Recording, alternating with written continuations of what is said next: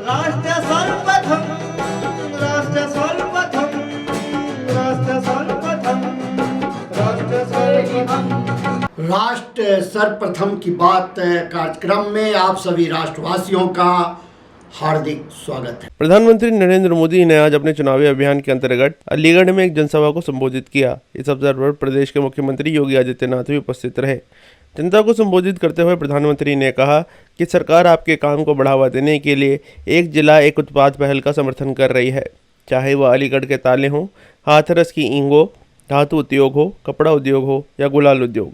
सरकार हर क्षेत्र को बढ़ावा देने के लिए समर्पित है। उन्होंने कहा कि विकसित भारत की चाबी आज जनता के पास है। आज मैं अलीगढ़ की जनता को, हाथरस के मेरे भाई बहनों को फिर एक बार प्रार्थना करने आया हूं, आपका आशीर्वाद लेने आया हूं। और मेरी आपसे प्रार्थना यह है कि अच्छे भविष्य की, विकसित भारत की चाबी भी आप ही के पास है। अब देश को गरीबी से पूरी तरह से मुक्त करने का समय आ गया है। अब देश को भ्रष्टाचार से पूरी तरह मुक्त कराने का समय आ गया है। अब देश को परिवारवादी राजनीति से मुक्त कराने का समय आ गया है। अलीगढ़ में 26 अप्रैल को और हाथरस में 7 मई को मतदान है। आपको अलीगढ़ से मेरे छोटे भाई सतीश गौतम जी को और हाथरस से मेरे अनन्य साथी अनूप वाल्मीकि जी को भारी मतों से जिताना, और इसके लिए मुझे आपके आशीर्वाद चाहिए। मेरा पल पल आपके नाम है। मेरा पल पल देश के नाम है। अलीगढ़, हाथरस और आसपास के छोटे, लघु और कुटीर उद्योग, ये सभी विकसित भारत की ऊर्जा है। आपके काम को बढ़ावा मिले, इसलिए योगी जी की सरकार वन डिस्ट्रिक्ट वन प्रोडक्ट पर और अब पूरे देश में वन डिस्ट्रिक्ट वन प्रोडक्ट पर बल दिया जा रहा है। और अलीगढ़ के ताले हो, हाथरस की हिंग हो, मेटल उद्योग हो, गारमेंट उद्योग हो, गुलाल उद्योग हो, भाजपा सरकार हर उद्योग की ताकत बढ़ा रही है। साथियों, मोदी की हर गारंटी का सीधा लाभार्थी गरीब है। लाभार्थी मेरा गरीब को लाभ मिलता है। अलीगढ़ और हाथरस में गरीबों के 40,000 से ज्यादा पक्के घर बन चुके हैं। इन घरों को बनाने के लिए जो सामान लगता है वो तो यहां के कारखानों से, यहां की दुकानों से ही जाता है। यानी गरीब को घर मिला और बाकियों को उससे काम मिला। और अब तो मोदी ने 3 करोड़ नए घर बनाने की गारंटी दी है। बीजेपी ने अपने मैनिफेस्टो में भी कहा है कि हम आलू, टमाटर, प्याज इन किसानों के लिए विशेष स्टोरेज क्लस्टर बनाएंगे। इसका बहुत अधिक लाभ अलीगढ़ और हाथरस के किसानों को होगा। साथियों, ये क्षेत्र ब्रज की देहरी है। साथियों, अब आपको विकसित भारत बनाने के लिए भारत में एक मजबूत सरकार बनानी है और इसके लिए भाजपा को वोट करना है, एनडीए को वोट करना है। देश के गृह मंत्री अमित शाह ने आज छत्तीसगढ़ के कांकेर में चुनावी जनसभा को संबोधित किया। इस अवसर पर उन्होंने सरकार द्वारा चलाई जा रही विभिन्न योजनाओं की चर्चा की और कहा कि प्रधानमंत्री नरेंद्र मोदी के पास न केवल 10 साल का ट्रैक रिकॉर्ड है बल्कि आने वाले 25 साल का एजेंडा भी है। इस अवसर पर बड़ी घोषणा करते हुए उन्होंने कहा कि यदि प्रधानमंत्री मोदी को तीसरा कार्यकाल मिला तो 70 साल के ऊपर के सभी वरिष्ठ नागरिकों को 5 लाख का स्वास्थ्य बीमा मुहैया कराया जाएगा। नरेंद्र मोदी जी ने इस 10 साल के अंदर बहुत बड़ा परिवर्तन करने का काम किया। मोदी जी ऐसे प्रधानमंत्री है जिनके पास 10 साल का ट्रैक रिकॉर्ड भी है और 25 साल का एजेंडा भी है। आज नरेंद्र मोदी जी ने देश के 60 करोड़ गरीबों को 5 लाख तक का पूरा स्वास्थ्य का खर्चा फ्री ऑफ कॉस्ट कर दिया है। 5 लाख तक कोई भी मेरा आदिवासी भाई बहन बीमार पड़े इलाज के लिए खर्च करने की जरूरत नहीं है। और मैं आज कहने आया हूं एक मोदी की गारंटी, मोदी जी को तीसरी बार प्रधानमंत्री बना दो। 70 साल के ऊपर के गरीब क्या, पैसे वाला क्या, गांव क्या, शहर क्या, सभी का 5 लाख तक का खर्चा माफ हो जाएगा। ये मोदी का गारंटी। मैं आज कांकेर की भूमि पर से देश भर के वरिष्ठ नागरिकों को कहने आया हूं, फॉर्म अभी से भर लेना।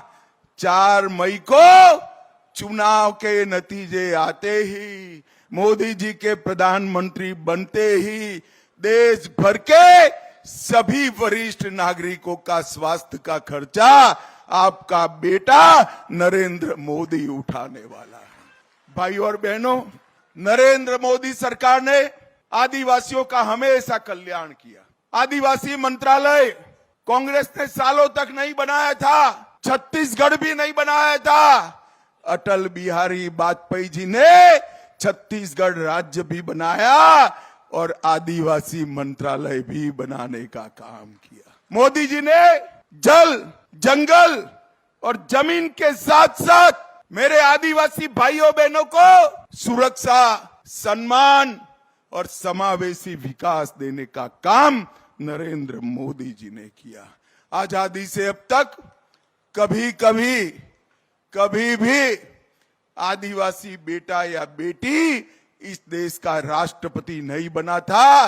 मोदी जी ने ओडिशा के गरीब आदिवासी बेटी बहन द्रौपदी मुर्मू को महामहिम द्रौपदी मुर्मू कर आदिवासियों का गौरव करने का। मोदी जी ने भगवान बिरसा मुंडा जयंती को जनजाति कल्याण दिन के रूप में बनाया। मोदी जी ने 200 करोड़ रुपए से 10 आदिवासी संग्रहालय स्वतंत्र सेनानियों के बनाए। भाई और बहनों, यहाँ तेंदुपत्ता के लिए बोनस देने का काम किया, एकलव्य स्कूल बनाए। आज मैं गर्व से कह सकता हूँ, नॉर्थ ईस्ट हो, नक्सल एरिया हो, कश्मीर हो, मेरे नेता नरेंद्र मोदी ने देश को एकजुट कर अखंड बनाने का काम नरेंद्र मोदी जी ने किया है। भाई और बहनों, आप एक बार मोदी जी को तीसरी बार बना दो प्रधानमंत्री, ये देश को, अर्थतंत्र को संसार में तीसरे नंबर का अर्थतंत्र भारतीय जनता पार्टी बनाएगी। भाई और बहनों, मैं आज मेरे प्रत्याशी जी के लिए भी कहना चाहता हूं, इनकी फोटो देखकर ही मुझे मालूम पड़ गया ये आदिवासियों के लिए जीने वाला आदमी है, आदिवासी का जमीन का। भाई और बहनों, मुझे बताओ, आपको लाट साहब जैसा प्रत्याशी चाहिए या आपके जैसा नाग जैसा प्रत्याशी चाहिए? बताइए मुझे। इनके नाम के सामने कमल निशान है। नाग जी के कमल निशान पर बटन दबाइए, ये आपका वोट सीधा नरेंद्र मोदी तक पहुंच जाएगा। भाइयों बहनों, नरेंद्र। चुनावी माहौल के बीच कांग्रेस नेताओं के एक दल ने 17 शिकायतों के साथ चुनाव आयोग में अधिकारियों से मुलाकात की। इस अवसर पर हुई मुलाकात के बाद मीडिया को संबोधित करते हुए कांग्रेस नेता अभिषेक मनु सिंघवी ने पूरे घटनाक्रम के संबंध में जानकारी साझा की। उन्होंने कहा कि चुनाव आयोग द्वारा पूर्व में दिए गए आदेशों का लगातार उल्लंघन किया जा रहा है। ऑफिशियल हैंडल्स पर धर्म संबंधी चिन्हों का प्रयोग हो रहा है। उन्होंने इस अवसर पर खासतौर पर सूरत संसदीय क्षेत्र का हवाला दिया और कहा कि इस संसदीय क्षेत्र में होने वाली चुनाव प्रक्रिया में गंभीर असमानता देखी गई है। ऐसे में कांग्रेस द्वारा सूरत के लोकसभा चुनावों को इस समय रोकने की मांग की गई है। जैसा आप जानते हैं, कांग्रेस पार्टी का ये डेलीगेशन अभी चुनाव आयोग से आया है बाहर। हम धन्यवाद करते हैं चुनाव आयोग का कि उन्होंने बहुत अल्प समय में हमें जल्दी से जल्दी मीटिंग और कंप्लेंट अपनी दोहराने और बताने के लिए व्यापक रूप से समय दिया। हम आशा और विश्वास करते हैं कि ठोस कदम जल्द से जल्द उठाए जाएंगे। मैं संक्षेप में आपको बता दूं, 17 कंप्लेंट्स हैं हमारी चार्ट में। सभी बहुत गंभीर हैं और सभी हमारे मूल सिद्धांत जो इस स्वतंत्र भारत के हैं उनका उल्लंघन करते हैं, उन पे आघात लगाती हैं। इसलिए ये आवश्यक है कि जिसको हमने संवैधानिक रूप से एक पुलिसमैन बनाया है, संरक्षक बनाया है इस पर्टिकुलर क्षेत्र का, अधिकार क्षेत्र का, वो तुरंत ठोस, सही और स्पष्ट एक्शन ले, क्योंकि ये हमारे संविधान के सभी आत्मा के जितने भी प्रावधान हैं उनके बारे में है। सबसे पहले है हमारी कंप्लेंट नंबर 17 और चुनाव आयोग को इसके ऊपर तुरंत एक्शन लेना चाहिए। ये वक्तव्य आप सभी जानते हैं, ये उनके ऑफिशियल हैंडल पे छपा हुआ है, प्रकाशित है। ये कल परसों कैंपेन के दौरान राजस्थान में कहा गया। मैं इसको भद्दा मानता हूँ, मैं इसको दोहराऊंगा नहीं। नंबर 2, चुनाव आयोग के बारंबार सर्कुलर्स का उल्लंघन है।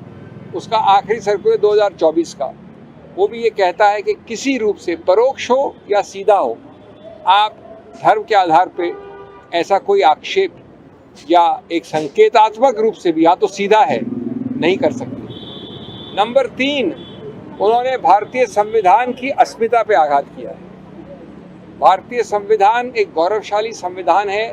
आप इस प्रकार के आपसी वैमनस्य के वक्तव्यों द्वारा इसको बिल्कुल नॉन समतल, नॉन लेवल प्लेइंग फील्ड बना रहे हैं और इसका इलाज सिर्फ चुनाव आयोग के पास है। इसलिए जो आप और मैं कह रहा हूँ ये कि इसमें भारत की क्रेडिबिलिटी का सवाल है, हमारे संविधान की क्रेडिबिलिटी का सवाल है, हमारे प्रधानमंत्री के पद की क्रेडिबिलिटी का सवाल है, हमारे चुनाव आयोग के क्रेडिबिलिटी का सवाल है। इसलिए आप वो सब जो करते हैं, जो आम आदमी के विषय में करते हैं, वो प्रतिबंध आपको लगाना पड़ेगा, चाहे कोई कितना बड़ा हो, चाहे कोई कितना छोटा हो। ये देश के एक संवैधानिक अस्मिता का प्रश्न चिन्ह है। हमारी दूसरी याचिका है, जो आपने तस्वीरें लगाई हैं अपने सत्तारूढ़ पार्टी की ऑफिशियल हैंडल्स में, गुजरात में विशेष रूप से, वो सिर्फ धर्म की बात करते हैं। हमने फोटो दी हैं, आप वो ऑफिशियल हैंडल उठा के देख लीजिए। धर्म के चिन्ह हम अपने घर में पूछते हैं, हम अपने ऑफिशियल हैंडल में लगाकर उसके आधार पर वोट मांगने नहीं जाते हैं। ये हमारा दूसरा याचिका है। तीसरा, एक बहुत ही विचित्र उल्लंघन देखा हमने, जो सिर्फ गैर कानूनी हस्तक्षेप और गलत रूप से दुष्प्रभाव डालने वाला हस्तक्षेप है। सूरत में ये बात बारंबार हुई है, ये कोइंसिडेंस नहीं है, ये शत्रु का एक्शन है। क्या हुआ, एक साथ 4 प्रस्तावक कांग्रेस कैंडिडेट के खड़े होकर बोलते हैं कि ये हस्ताक्षर हमारे नहीं है। उसके बाद कुछ समय तक जो कैंडिडेट है सूरत से, वो भी लापता होते हैं, मिलते नहीं हैं। अब सबसे रोचक, जो कोइंसिडेंस नहीं हो सकता, जितने और पार्टियों के जितने कैंडिडेट्स हैं सूरत से, सब विड्रॉ कर जाते हैं। ये ऐसा अजूबा तो हमने देखा नहीं। तो इसलिए हमने कहा है चुनाव आयोग से कि ये आपने चुनाव के धरातल को नॉन लेवल प्लेइंग फील्ड बना दिया है, समतल जमीन नहीं छोड़ी है। इसलिए अति आवश्यक है कि आप स्थगित करें चुनाव सूरत में और चुनाव की नई तारीख दें। अभी समय है एक ब्रेक का, हम चलते हैं ब्रेक पर। आप कहीं जाए नहीं, छोटा सा break. Powered by Kamal Buildtech Private Limited, fulfilling promises. With our professional team and experience of delivering projects in past, we guarantee you peace of mind and top quality work in an affordable price. और अधिक खबरों के लिए आप हमारे YouTube channel दैनिक India दर्पण को अभी सब्सक्राइब करें और नोटिफिकेशन के लिए बेल आइकन को प्रेस करना ना भूलें। राष्ट्र सर्वप्रथम की बात कार्यक्रम में ब्रेक के बाद एक बार फिर आप सभी राष्ट्रवासियों का स्वागत। भाजपा अध्यक्ष जेपी नड्डा ने आज छत्तीसगढ़ के बिलासपुर क्षेत्र में आयोजित चुनावी जनसभा को संबोधित किया। इस अवसर पर उन्होंने केंद्र सरकार द्वारा छत्तीसगढ़ के लिए किए गए कार्यों की चर्चा की और अपने भाजपा प्रत्याशी के लिए वोट की अपील की। उन्होंने कहा कि टैक्स डिवोल्यूशन में छत्तीसगढ़ को मिलने वाला पैसा सरकार द्वारा 5 गुना कर दिया गया है। उन्होंने इस अवसर पर विभिन्न योजनाओं की चर्चा करते हुए कहा कि बिलासपुर में ऐसा रेलवे स्टेशन सरकार द्वारा बनाया जाएगा जिसकी तुलना आने वाले समय में हवाई अड्डे से की जाएगी। हमारे प्रधानमंत्री जी ने 2014 में जब उनको नेता बनाया गया तब उन्होंने कहा था, मेरी सरकार गरीब को समर्पित सरकार है, मेरी सरकार गांव को समर्पित सरकार है, मेरी सरकार वंचितों को समर्पित सरकार है, मेरी सरकार दलितों को समर्पित सरकार है, मेरी सरकार महिलाओं के सशक्तिकरण को समर्पित सरकार है, मेरी सरकार किसानों को समर्पित है, मेरी सरकार युवाओं को समर्पित। ये बात उन्होंने उस समय कही थी। आज मोदी जी ने आयुष्मान भारत में भारत के 10 करोड़ 74 लाख परिवार, 55 करोड़ लोग, लगभग भारत की 40% आबादी को मोदी जी ने 5 लाख रुपए का सालाना हेल्थ कवर दिया। 5 लाख रुपए। मोदी जी तीसरी बार प्रधानमंत्री बनेंगे और इस देश में 70 साल से ऊपर का जो होगा उसको आयुष्मान भारत में कवर कर लिया जाएगा और आयुष्मान भारत से जोड़ दिया जाएगा। आज भारत मोदी जी के नेतृत्व में 11वें स्थान से छलांग लगाकर आज 5वें नंबर की अर्थव्यवस्था बन गया है। और मैं एक बात और कहना चाहूंगा, मोदी जी ने छत्तीसगढ़ के प्रति विशेष प्रेम भी दिखाया है। टैक्स का डिवोल्यूशन जो होता है टैक्स के दृष्टि से, उसमें आपको जानकर खुशी होगी कि छत्तीसगढ़ का टैक्स के दृष्टि से आपको पैसा मोदी जी ने छत्तीसगढ़ को 5 गुना बढ़ा दिया, 5 गुना बढ़ा दिया। और उसी तरीके से आपको स्मार्ट सिटीज दी गई, फिर चाहे अटल नगर हो, चाहे आपका बिलासपुर हो, चाहे रायपुर हो, ये सबको स्मार्ट सिटी में जोड़ दिया गया है। और मुझे खुशी है कि मैं जब स्वास्थ्य मंत्री था, मोदी जी के नेतृत्व में छत्तीसगढ़ को हम 5 नए मेडिकल कॉलेज देने में सफल हुए। 5। कहां सरगुजा कभी सोचा था कि ट्राइबल बेल्ट को मेडिकल कॉलेज मिलेगा? हमारा राजनांदगांव, कोरबा, महासमुंद, कांकेर में सोचा था? जहां नक्सलाइट की गोलियां बजती थी, आज वहां मेडिकल कॉलेज खुल गया है। किस तरीके से विकास के काम को आगे बढ़ाया गया। और मैं यहां बताना चाहूंगा कि भारत का सबसे बड़ा बैटरी एनर्जी स्टोरेज सिस्टम वह भी राजनांदगांव में खुला है। इसको भी हमको याद रखना चाहिए। सबले बढ़िया छत्तीसगढ़िया, इसको सबले बढ़िया बनाने में अटल जी से लेकर मोदी जी का योगदान है, जिन्होंने विकास को आगे बढ़ाने का काम किया। आपका रेलवे का बजट 22 गुना बढ़ा दिया गया और अमृत भारत में 32 नए रेलवे स्टेशन बन रहे हैं। और उसी तरीके से वंदे भारत में अब आप बिलासपुर से नागपुर का सफर कर रहे हैं, यह भी आपको ध्यान में रखना पड़ेगा। रायपुर से विशाखापट्टनम एक्सप्रेस हाईवे, दुर्ग से रायपुर आरंग कॉरिडोर ये बन रहा है। 2 नए एयरपोर्ट बन गए हैं। हर दृष्टि से विकास के काम को आगे बढ़ाया गया। और मैं बिलासपुर के लिए विशेष करके कहना चाहता हूं, आज जाकर के अपना बिलासपुर का रेलवे स्टेशन देख लेना। मोदी जी ने 435 करोड़ रुपए भेजे हैं। आने वाले समय में अमृत भारत में आप एयरपोर्ट और रेलवे स्टेशन में अंतर नहीं पता कर सकोगे।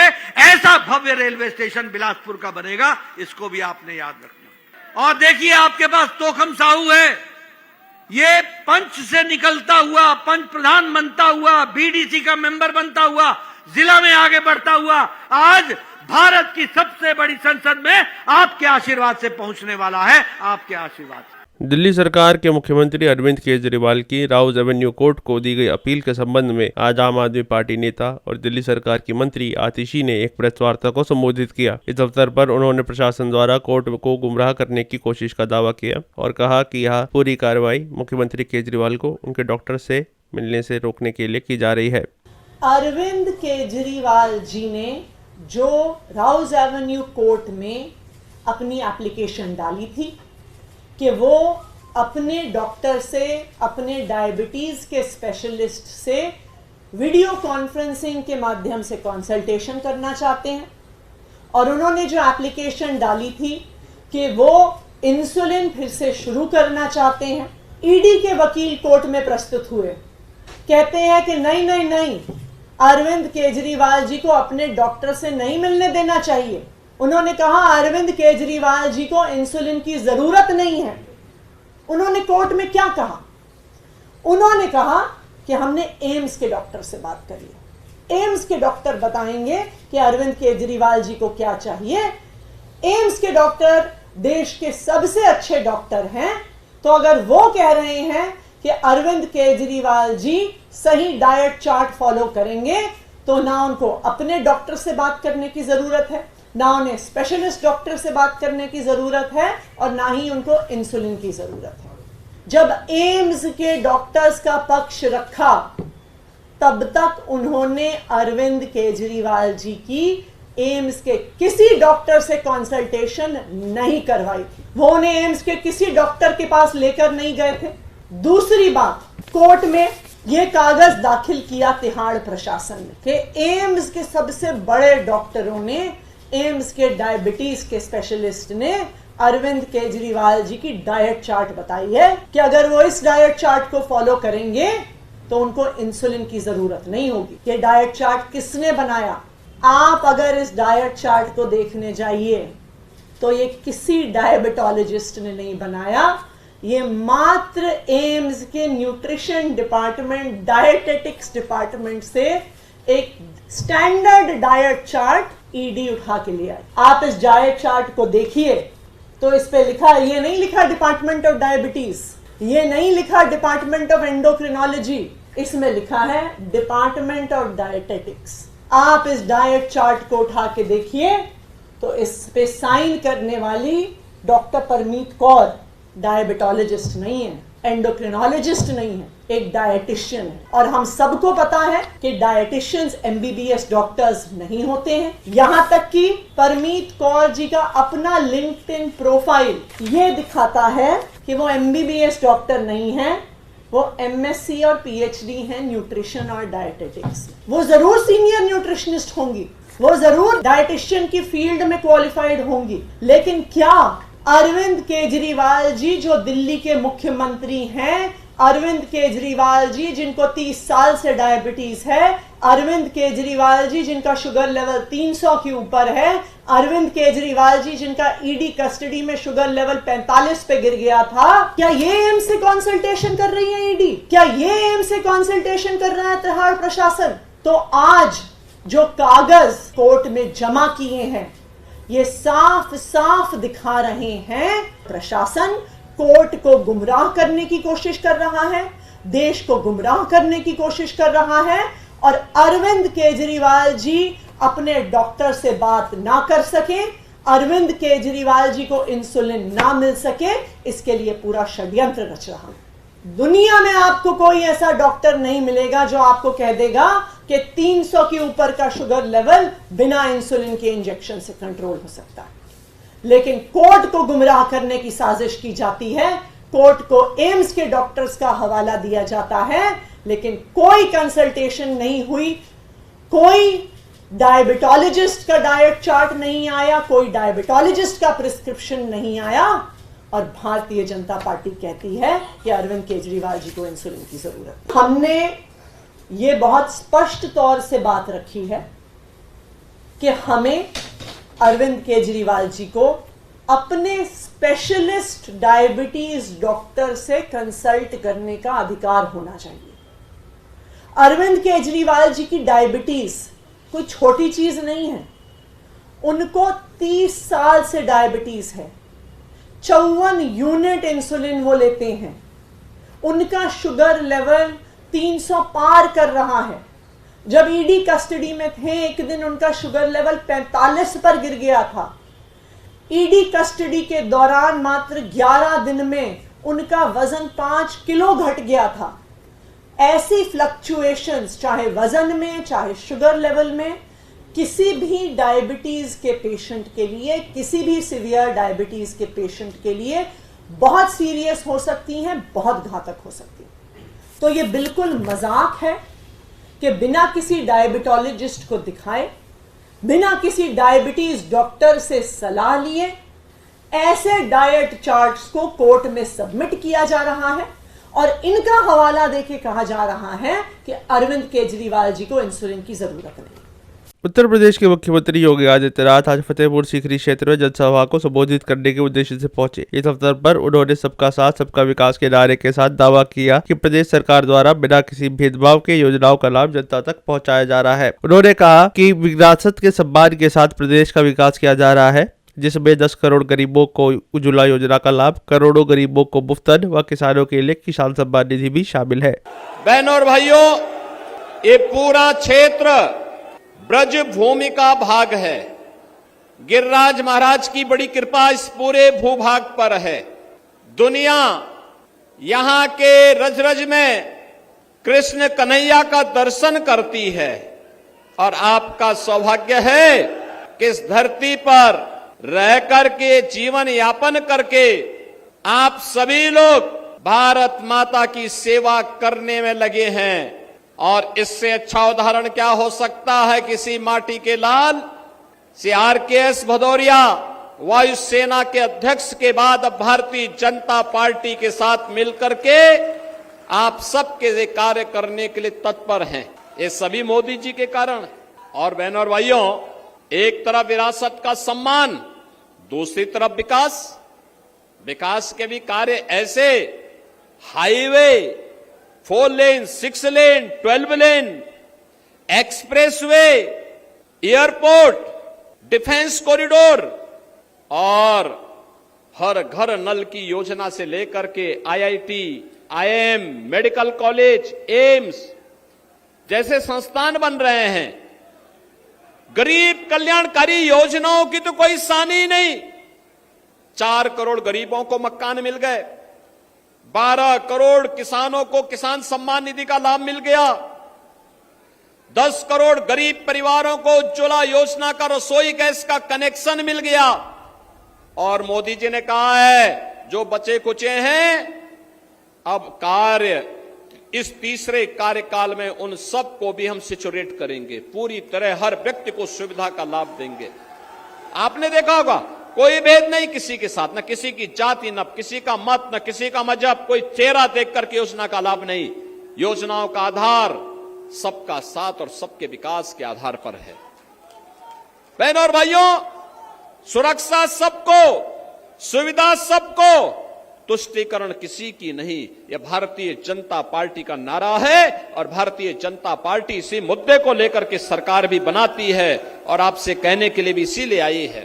बहनों और भाइयों, आज किसानों को जो सुविधाएं प्राप्त हो रही हैं, प्रधानमंत्री कृषि सिंचाई योजना, प्रधानमंत्री किसान बीमा योजना, प्रधानमंत्री किसान सम्मान निधि, इसके पीछे प्रधानमंत्री मोदी जी का नेतृत्व है, उनका मार्गदर्शन है और पूरे देश के अंदर संगठन के माध्यम से इसको ले जाने का कोई काम कर रहा है। वह काम कर रहे हैं आपके सांसद राजकुमार चाहर, जो आपके लोकप्रिय सांसद हैं।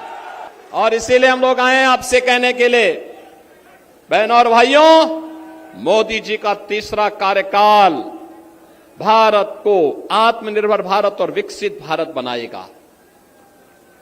विकसित भारत के लिए वोट भाजपा को चाहिए, आत्मनिर्भर भारत के लिए भाजपा को वोट चाहिए, हर नौजवान के चेहरे पर खुशहाली लाने के लिए, हर बेटी को सुरक्षा और स्वावलंबन के मार्ग पर आगे बढ़ाने के लिए, भारत को दुनिया की एक ताकत बनाने के लिए भारतीय जनता पार्टी को आपका आशीर्वाद चाहिए, आपका समर्थन चाहिए।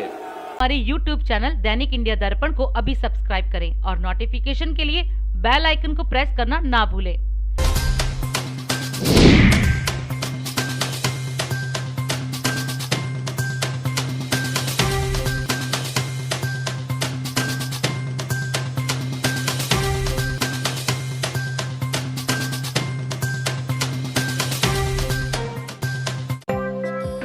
आज हम इस कार्यक्रम में आपसे विदा लेते हैं। आप अन्य खबरों के लिए बने रहे। राष्ट्र सर्वप्रथम, वंदे मातरम, जाग उठा है भारत। राष्ट्र सर्वप्रथम, राष्ट्र सर्वप्रथम, राष्ट्र सर्वप्रथम, राष्ट्र सर्वप्रथम।